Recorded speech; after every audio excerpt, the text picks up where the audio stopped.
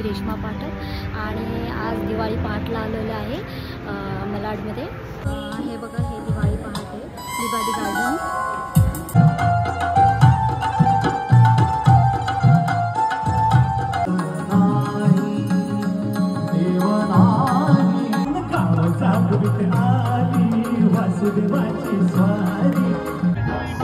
आता आहे ना लिबाडी गार्डनला खायला दिलेलं आहे आणि भाकरवडी आहे।